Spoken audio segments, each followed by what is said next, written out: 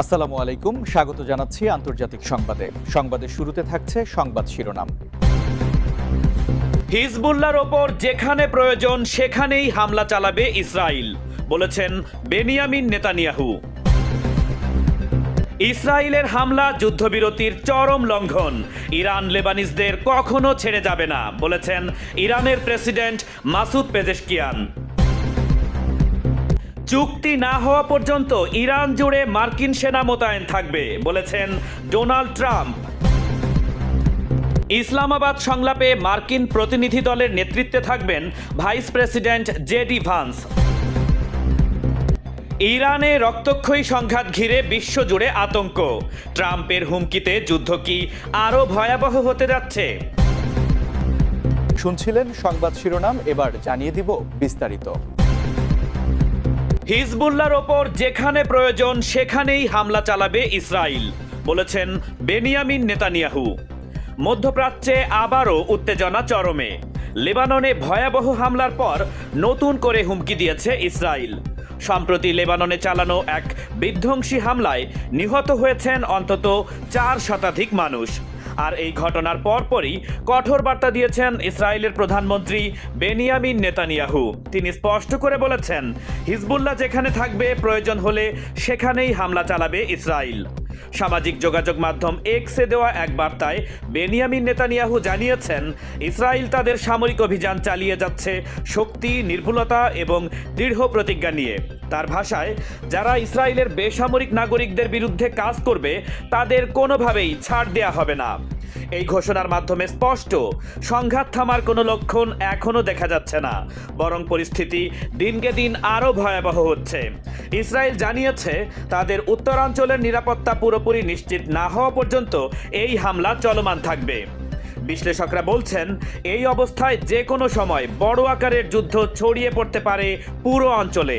এখন প্রশ্ন একটাই, এই সংঘাত কোথায় গিয়ে থামবে, নাকি মধ্যপ্রাচ্য আবারও ডুবে যাবে এক ভয়াবহ যুদ্ধে?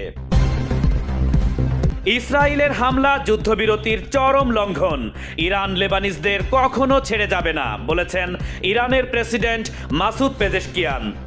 আন্তর্জাতিক অঙ্গনে নতুন করে উত্তেজনা ছড়িয়ে পড়েছে মধ্যপ্রাচ্যে।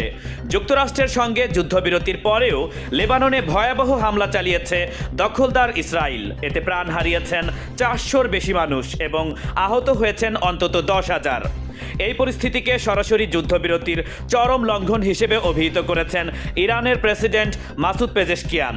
তিনি কঠোর হুঁশিয়ারি দিয়ে বলেছেন, ইসরায়েল যদি এই হামলা অব্যাহত রাখে তাহলে চলমান কূটনৈতিক আলোচনা সম্পূর্ণ অর্থহীন হয়ে পড়বে।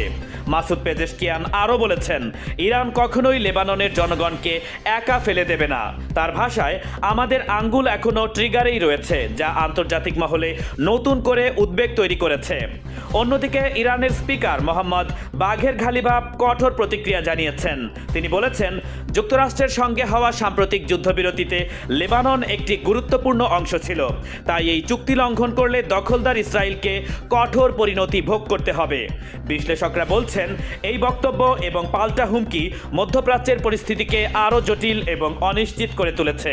সব মিলিয়ে লেবাননে ইসরায়েলি হামলার পর ইরান ইসরায়েল উত্তেজনা আবারও চরমে পৌঁছেছে, যা আন্তর্জাতিক কূটনৈতিক মহলে গভীর উদ্বেগ সৃষ্টি করেছে।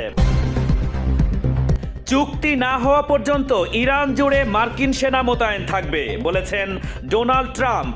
মধ্যপ্রাচ্যে উত্তেজনা আরও তীব্র হচ্ছে।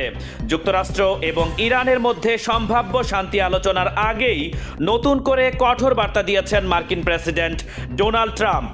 তিনি স্পষ্ট করে জানিয়ে দিয়েছেন, চুক্তি না হওয়া পর্যন্ত ইরানকে ঘিরে যুক্তরাষ্ট্রের সামরিক উপস্থিতি কোনোভাবেই কমানো হবে না, বরং যুদ্ধজাহাজ, যুদ্ধবিমান, সেনা এবং অস্ত্রশস্ত্র সবকিছু বর্তমান অবস্থাতেই থাকবে।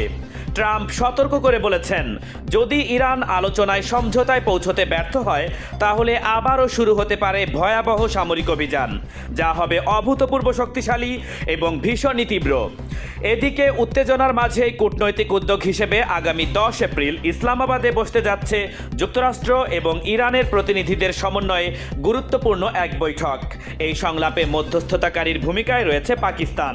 মার্কিন প্রতিনিধি দলের নেতৃত্ব দেবেন ভাইস প্রেসিডেন্ট জেডি ভান্স, আর ইরানের পক্ষে নেতৃত্বে থাকবেন পার্লামেন্ট স্পিকার মোহাম্মদ বাঘের ঘালিবাফ। বিশ্লেষকরা বলছেন এই বৈঠকই নির্ধারণ করবে মধ্যপ্রাচ্যে শান্তি ফিরবে নাকি আরও বড় সংঘাতের দিকে এগোবে পুরো বিশ্ব।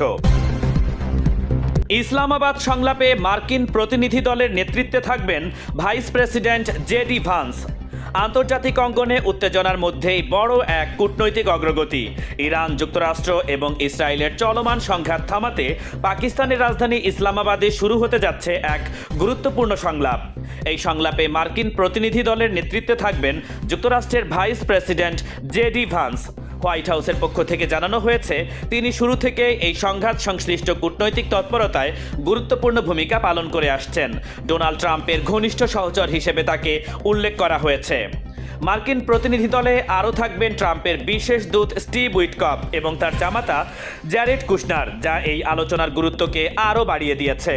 অন্যদিকে ইরানের পক্ষ থেকে প্রতিনিধি দলের নেতৃত্বে থাকবেন দেশটির পার্লামেন্টের স্পিকার মোহাম্মদ বাঘের গালিবাফ।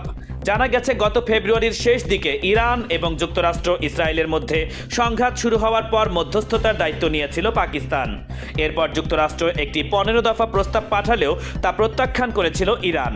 পরে সংশোধিত প্রস্তাবে 45 দিনের যুদ্ধবিরতির কথা বলা হলেও ইরান পাল্টা 14 দিনের যুদ্ধবিরতি এবং 10 দফা দাবি উত্থাপন করেছিল। এই প্রস্তাবগুলোর ভিত্তিতেই এখন মুখোমুখি বসতে যাচ্ছে এই দুই দেশ। পাকিস্তানের আমন্ত্রণে আগামী 10 বা 11 এপ্রিল থেকে এই সংলাপ শুরু হওয়ার কথা রয়েছে। বিশ্লেষকরা বলছেন এই বৈঠক সফল হলে মধ্যপ্রাচ্যের উত্তেজনা অনেকটাই কমে আসবে, তবে ব্যর্থ হলে পরিস্থিতি আরও জটিল হয়ে ওঠার আশঙ্কা রয়েছে। ইরানে রক্তক্ষয়ী সংঘাত ঘিরে বিশ্বজুড়ে আতঙ্ক। ট্রাম্পের হুমকিতে যুদ্ধ কি আরও ভয়াবহ হতে যাচ্ছে? বিশ্ব রাজনীতিতে নতুন করে উত্তেজনার আগুন। মধ্যপ্রাচ্যে রক্তক্ষয়ী সংঘাত ঘিরে তৈরি হয়েছে ভয়াবহ এক অনিশ্চয়তা। ইরানকে কেন্দ্র করে যুক্তরাষ্ট্র এবং তার মিত্রদের সঙ্গে চলমান সংঘাত দিনকে দিন আরও ভয়ঙ্কর রূপ নিচ্ছে। বিশেষ করে যুক্তরাষ্ট্রের প্রেসিডেন্ট ডোনাল্ড ট্রাম্পের কঠোর হুঁশিয়ারি পরিস্থিতিকে আরও উত্তপ্ত করে তুলেছে। সম্প্রতি ট্রাম্প সরাসরি হুমকি দিয়ে বলেছেন ইরান যদি তাদের শর্ত না মানে তাহলে দেশটির গুরুত্বপূর্ণ সকল অবকাঠামো ধ্বংস করে দেয়া হবে, এমনকি পুরো সভ্যতা ধ্বংস হয়ে যেতে পারে, এমন মন্তব্য তিনি করেছেন। অন্যদিকে ইরান কিন্তু চুপ করে বসে নেই। তারা স্পষ্ট জানিয়ে দিয়েছে চাপের মুখে কোনো সিদ্ধান্ত তারা নেবে না, বরং প্রয়োজনে আরও বড় ধরনের প্রতিশোধ নিতে তারা প্রস্তুত। এই সংঘাতে ইতোমধ্যেই প্রায় 4000 মানুষের প্রাণহানির খবর পাওয়া গেছে এবং বেসামরিক জনগণের মধ্যে ছড়িয়ে পড়েছে চরম আতঙ্ক এবং হতাশা। বিশ্লেষকরা বলছেন এই সংঘাত শুধু দুই দেশের মধ্যেই সীমাবদ্ধ নয়, এটি পুরো মধ্যপ্রাচ্যকে অস্থিতিশীল করে তুলতে পারে। এদিকে গুরুত্বপূর্ণ হরমুজ প্রণালী নিয়ে টানাপোড়েনের কারণে বিশ্ববাজারে তেলের সরবরাহে বড় ধরনের প্রভাব পড়ার আশঙ্কা তৈরি হয়েছে। যদিও কূটনৈতিকভাবে যুদ্ধবিরতির চেষ্টা চলছে, তবুও বিশ্লেষকরা বলছেন এই যুদ্ধ থামার কোনো নিশ্চিত লক্ষণ এখনো পর্যন্ত দেখা যাচ্ছে না। এই সংঘাত কি কূটনীতির মাধ্যমে থামবে নাকি বিশ্ব আবার বড় কোনো যুদ্ধের দিকে এগোচ্ছে?